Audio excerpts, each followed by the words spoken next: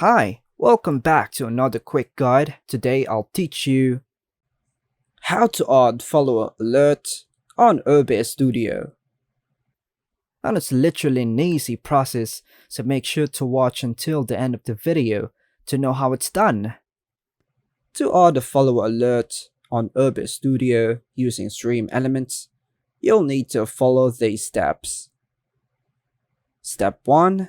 If you don't have a Stream Elements account, you'll need to create one. So visit the Stream Elements website and sign in or sign up using your preferred method. So I choose my YouTube.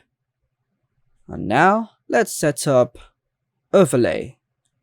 Once you're logged in, go to your Stream Elements dashboard. Step 2. Click on Streaming Tools. Then go to Overlays and the left sidebar. Step 3. Click on the Create New Overlay button. Step 4. In the Overlay editor, hit Start. Click the plus button to add a new element. Go to Alert, then choose Alert Box from the list of available elements. Step 5. You have to untoggle the other elements except for the subscriber, then customize the alert box settings, including the design, sound, and animation by clicking on the gear icon. So I choose to stay on a default modification. You can also edit the text that appears in the alert. Step 6. Now click Save, then you can rename it. Now click the Save button once you're done customizing. Now let's get Overlay URL. To do this, Step 1, in the top right, select Overlay URL. Step 2. Copy the URL provided. This URL is what you'll use to display the overlay in OBS Studio.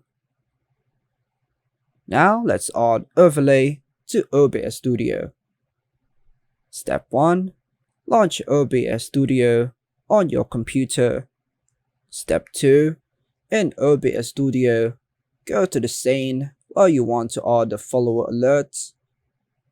Click on the plus button under the Sources section.